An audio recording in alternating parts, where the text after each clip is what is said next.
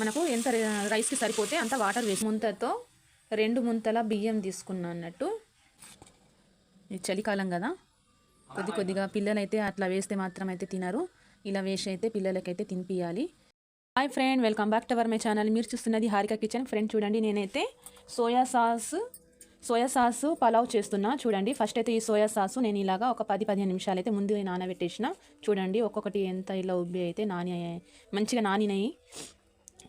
మనమైతే పక్కన పెట్టుకుందాం. ఇందులో కావాల్సిన అయితే చూపిస్తాం మీకైతే. ఉట్టిగా గరం మసాలాలు తీసుకున్నా, ఒక 10 లవంగాలు, 2 ఇలాచీలు, 2 బగారా ఆకులు, దాల్చిన చెక్క తీసుకున్నా, ఒక చిన్న సైజు టమాటా, ఒక పెద్ద సైజు ఆలుగడ్డ తీసుకున్నట్టు అంటే పొటాటో, కొద్దిగా కరివేపాకు, 2 రెమ్మలు, కొద్దిగా కొత్తిమీర, ఒక 3 పచ్చిమిరపకాయలు, సన్నగా పొడుగా కట్ చేసుకున్న ఆనియన్స్. 5 నిమిషాలు చేసుకోవచ్చు ఫ్రెండ్. మనం వేడిగా తినొచ్చు. నైట్ టైంలో అయితే పిల్లలైనా పెద్దలైనా చాలా ఇష్టంగా తింటారు. ఇప్పుడు వీడియోలోకి వెళ్దాం. స్టవ్ వెలిగించుకుందాం. ఫస్ట్ అయితే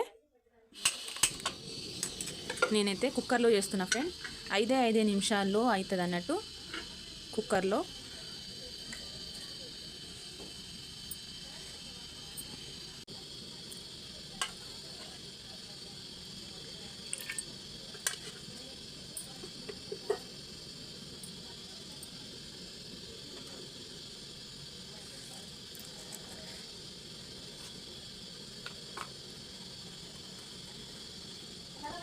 ఆయిల్ అయితే వేడైంది. మనము ఆనియన్స్ వేసుకుందాం.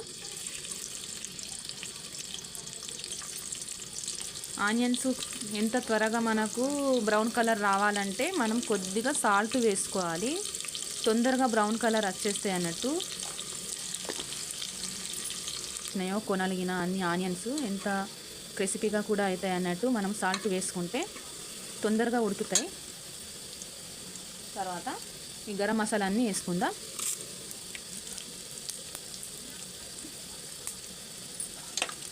కలుపుకుందాం. పచ్చిమిరపకాయలు, కరివేపాకు,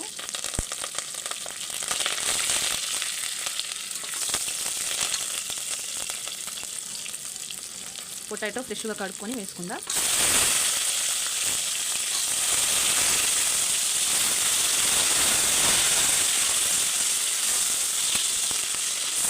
వేసుకొని కలుపుకుందాం.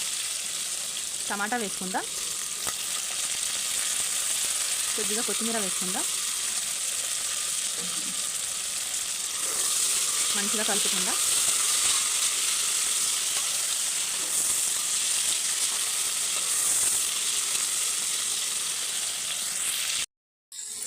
పొటాటో వేసి కలుపుకున్న తర్వాత ఈ సోయా సాస్ను మనము నానుకున్నాం కదా, ఇలా వాటర్ అన్నీ తీసేసి ఇలా వేసుకుందాం.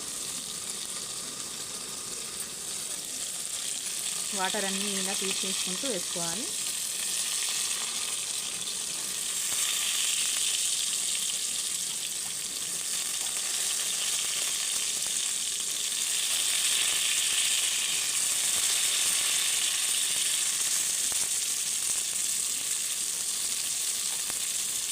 ఇలా మొత్తము ఇలా వేసుకున్నాం కదా, వేసుకున్న తర్వాత కలుపుకోవాలి. మంచిగా కలిసేటట్టు కలుపుకోవాలి. ఇప్పుడు మసాలాలన్నీ యాడ్ చేద్దాం. కలుపుకున్న తర్వాత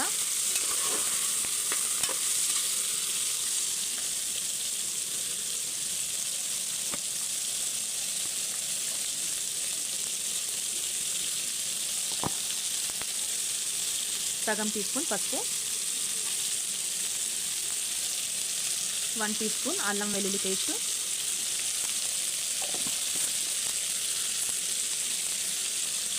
1 టీ స్పూన్ దాకా ధనియాల powder, 1 teaspoon red chilli powder,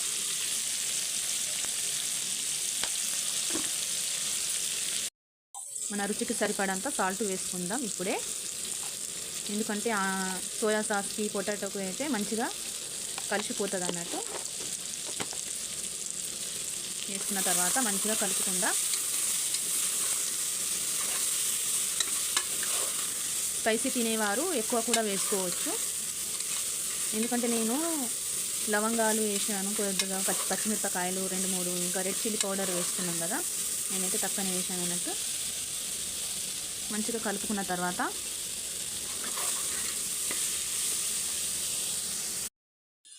మనకు ఎంత రైస్కి సరిపోతే అంత వాటర్ వేసుకుందాం. కలుపుకున్న తర్వాత నేనైతే ఈ ముంతతో 2 ముంతల బియ్యం తీసుకున్నా అన్నట్టు. 2కి 3 వేసుకోవాలి. ఏదైనా మనము రైస్ వేసుకునేటప్పుడు ఏదైనా ఒక్క దానికి 1.5 వాటర్ వేసుకోవాలి. అయితే కరెక్ట్ సరిపోతుంది అన్నట్టు రైస్.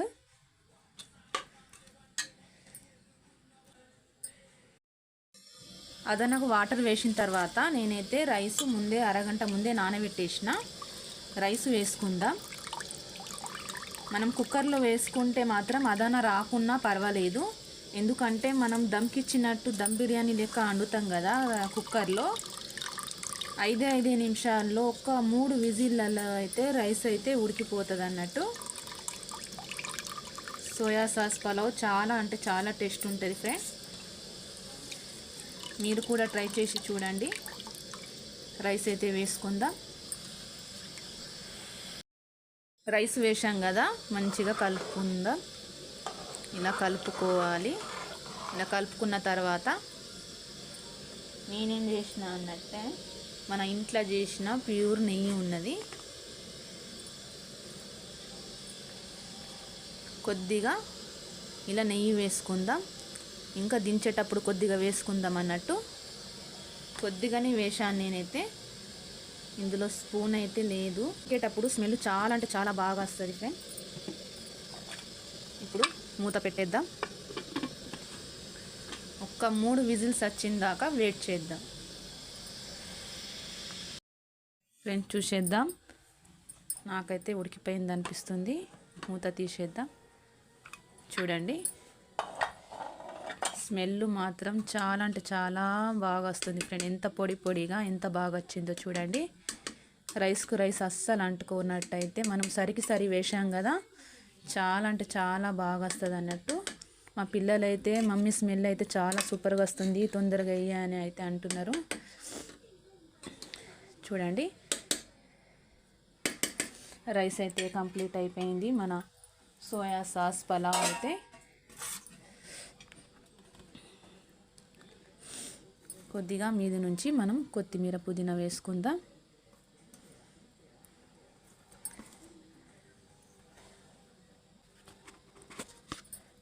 నెయ్యి వేసుకుందాం.